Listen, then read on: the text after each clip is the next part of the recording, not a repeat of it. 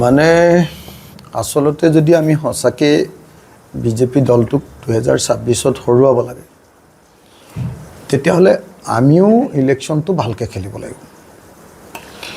বিজেপিৰ সাংঘাতিক ধৰণৰ এটা সাংগঠনিক নেটৱৰ্ক আছে। বিজেপিৰ হাতত সাংঘাতিক ধৰণৰ পইচা আছে আৰু বিজেপিৰ প্ৰশাসনিক শক্তি আছে, চৰকাৰী শক্তি তেওঁলোকৰ হাতত আছে।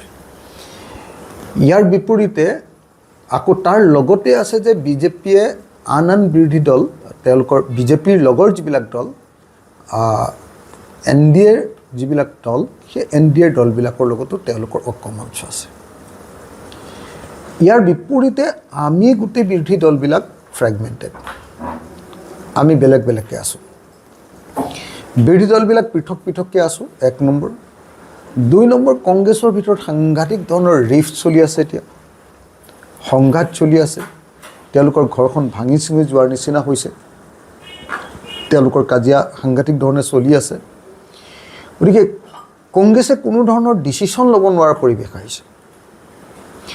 আমাৰ লগত যেতিয়া কথা পাতিছিলে তেতিয়া মানে কৈছিলে যে ছেপ্টেম্বৰ মাহতে, যোৱা বছৰৰ ছেপ্টেম্বৰ মাহতে তেওঁলোকে কৈছিলে যে আমি মানে বিৰোধী ঐক্যমঞ্চটো ফাইনেল কৰি পেলাম। ৰাহুল গান্ধী যেতিয়া আহিছিলে, ৰাহুল গান্ধী আহোঁতে স্পষ্টকৈ কৈছিলে যে ছেপ্টেম্বৰ মাহৰ ভিতৰত বিৰোধী ঐক্যমঞ্চৰ কি দলে কোনে ক'ত চিট খেলিব, ক'ত নিৰ্বাচন খেলিব, সেই নিৰ্বাচনৰ কথা 2024 চনৰ ছেপ্টেম্বৰ মাহৰ ভিতৰত শেষ হৈ যাব। কিন্তু দুৰ্ভাগ্যৰ কথা যে 2024 চনৰ ছেপ্টেম্বৰ গ'ল, একলগ নহ'ল। বৰং 2024 চনৰ ছেপ্টেম্বৰৰ পাছত লোকসভা নিৰ্বাচন আহিলে, তাত গণ্ডগোল হ'ল। তাৰ পাছত আপোনাৰ বিহালীৰ ইলেকশ্যন আহিলে, তাত গণ্ডগোল কৰিলে কংগ্ৰেছে। পঞ্চায়ত নিৰ্বাচন আহিলে, চবেই ক'লোঁ একেলগে খেলোঁ, কংগ্ৰেছে নেখেলে। এতিয়াতো কংগ্ৰেছৰ ভিতৰত সিদ্ধান্ত ল'বলৈকে কোনো মানুহ নাই। APCC অস্থিৰ হৈ আছে, ভূপেন বৰা সভাপতি হ'ব নে গৌৰৱ গগৈ ডাঙৰীয়া সভাপতি হ'ব। ভূপেন বৰা ডাঙৰীয়া আৰু গৌৰৱ গগৈ ডাঙৰীয়াৰ মাজত থকা সংঘাতৰ ফলস্বৰূপে এতিয়া কংগ্ৰেছ সম্পূৰ্ণৰূপে অস্থিৰ হৈ পৰিছে। সেইকাৰণে এনেকৈ যদি গৈ থাকে, এবাৰ MP ইলেকশ্যন বুলি গ'ল, এবাৰ উপ নিৰ্বাচন বুলি গ'ল, এবাৰ পঞ্চায়ত ইলেকশ্যন বুলি গ'ল, এতিয়া আকৌ কংগ্ৰেছৰ ভিতৰত কাজিয়া বুলি গ'ল। যদি এনেকৈ গৈ থাকে, আমি যদি লাষ্টত সিদ্ধান্ত কৰোঁ যে একলগ হৈ ইলেকশ্যন খেলিম, তেতিয়াও আমি বিজেপিক হৰুৱাবগৈ নোৱাৰিম। সেইকাৰণে ৰাইজৰ দলৰ পিনৰ পৰা আমি বাৰম্বাৰ অনুৰোধ কৰি আছোঁ। সংবাদ মাধ্যমে এইটো ভুলকৈ আল্টিমেটাম বুলি কৈছে, আমি আল্টিমেটাম একো দিয়া নাই। আমাৰ আন্তৰিকতাৰে সৈতে কংগ্ৰেছক কৈ আছোঁ যে আহক আমি মে' মাহৰ ভিতৰত সিদ্ধান্ত এটা লৈ পেলাওঁ। মে' মাহৰ ভিতৰত যদি সিদ্ধান্তটো লওঁ, তেতিয়াহ'লে আমি 1 জুন তাৰিখৰ পৰা যদি কাম একেলগতে ষ্টাৰ্ট কৰোঁ, কোনটো ইলেকশ্যনত কোনটো সমষ্টিত কোনে ইলেকশ্যন খেলিব, তেতিয়াহ'লে আমি খুব ভালকৈ প্ৰিপেৰেশ্যনটো কৰিব পাৰিম। কিন্তু যদি সিদ্ধান্তটো নহয়, তেতিয়াহ'লে আমি 126টাতে জঁপিয়াই ফুৰিব লাগিব। 126টাত জঁপিয়াই ফুৰি পিছত কংগ্ৰেছে ক'ব যে নাই তোমালোকক আমুকটোহে দিলোঁ, তামুকটোহে দিলোঁ, তেতিয়া আমি ক'ত ইলেকশ্যন খেলিমগৈ? আমি কম পইচা থকা পাৰ্টি, আমি সৰু পাৰ্টি। গতিকে আমাৰ কাৰণে ইলেকশ্যনৰ প্ৰিপেৰেশ্যনটো আৰু বিশেষভাৱে বিজেপিক হৰুৱাবৰ কাৰণে ইলেকশ্যনৰ প্ৰিপেৰেশ্যনটো আগতীয়াকৈ কৰা দৰকাৰ। কংগ্ৰেছৰ কাৰণে প্ৰয়োজন সেইটো। কিন্তু কংগ্ৰেছৰ ভিতৰত ইমান অস্থিৰতাই বিৰাজ কৰি আছে যে তেওঁলোকৰ লিডাৰবিলাকে আমাক বাৰম্বাৰ কৈ আছে যে আমি এতিয়া সিদ্ধান্ত ল'ব নোৱাৰোঁ, আমাৰ নিজৰ ঘৰৰ ভিতৰতেই সংঘাত।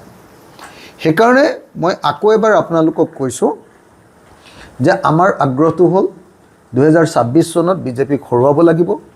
আমাৰ আগ্ৰহটো হ'ল বিজেপিৰ পৰা অসমখন বচাব লাগিব। আমাৰ আগ্ৰহটো হ'ল অসমত যি সাম্প্ৰদায়িক আৰু ফেচিবাদী ৰাজনীতি হৈছে তাক প্ৰতিৰোধ কৰিব লাগিব। আমাৰ আগ্ৰহটো হ'ল যে 2026 চনত যাতে আকৌ বিজেপি আহি আমাৰ বস্তুৰ দাম বঢ়াই আমাক ধ্বংস কৰিব নোৱাৰে। টেক্স টেৰৰিজিম, কৰৰ সন্ত্ৰাসত, খাজনাৰ সন্ত্ৰাসত যাতে আমাক ধ্বংস কৰি দিব নোৱাৰে। আৰু বিজনেছ ধ্বংস কৰি দিব নোৱাৰে। তাৰ কাৰণে আমি বিজেপিক আঁতৰাব লাগে। আৰু আঁতৰাবলৈ হ'লে মেইন বস্তুটো একদম মনত ৰাখিব লাগিব যে আগতীয়া প্ৰস্তুতি, আগতীয়া পৰিকল্পনা আৰু ঐক্যবদ্ধ চেষ্টা। এতিয়া ঐক্যবদ্ধ চেষ্টাটো কৰিবই নোৱাৰা হ'লোঁ, কাৰণ কংগ্ৰেছৰ মাজত অস্থিৰতাৰ কাৰণে কোনো সিদ্ধান্ত ল'ব নোৱাৰে। এতিয়া আমি নোকোৱাকৈও থাকিব নোৱাৰোঁ। নোকোৱাকৈ বহি থাকিলে মানে ইলেকশ্যনৰ সময়ত যদি আমি ইউনাইটেডো হওঁ, তেতিয়াহ'লেওনো আমি কেনেকৈ জিকিম কৰিব পাৰিম। সেইকাৰণে এই মুহূৰ্তত মই আকৌ এবাৰ বিনম্ৰভাৱে কংগ্ৰেছ দলক অনুৰোধ জনাইছোঁ যে আপোনালোকৰ ভিতৰৰ কাজিয়াখন সামৰি থওক। আৰু মই AICCকো অনুৰোধ জনাইছোঁ, AICCয়ে APCCৰ চব মানুহবিলাকক মাতি লৈ যাওক।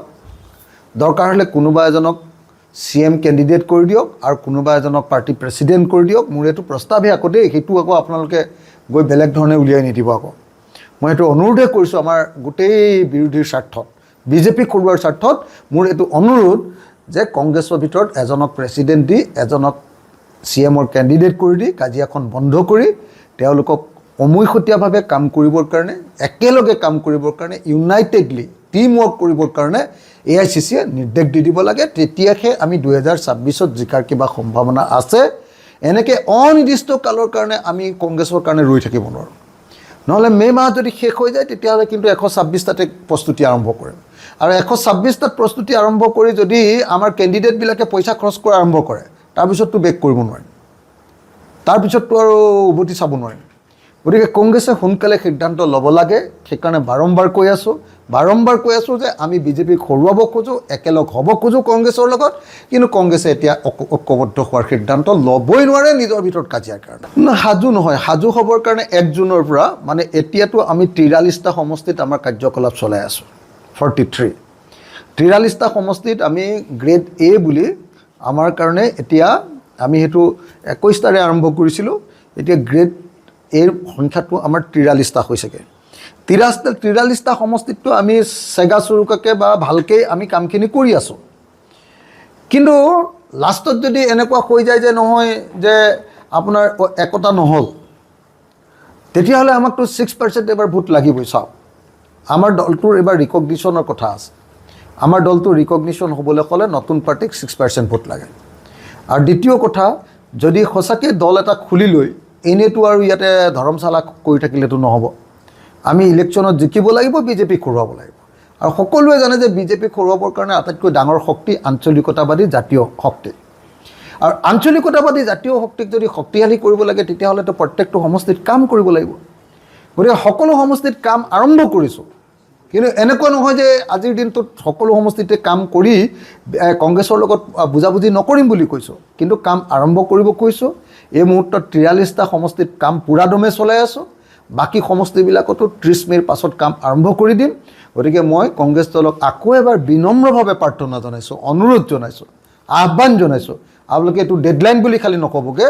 আমি অনুৰোধ জনাইছোঁ যে বিজেপিক হৰুৱাৰ স্বাৰ্থত আমি মে' মাহৰ ভিতৰত কিবা এটা হেস্তনেস্ত কৰিব লাগে। যিকোনো খবৰৰ বাবে যোগাযোগ কৰক 7099017330 লগতে 7099017110 নম্বৰত।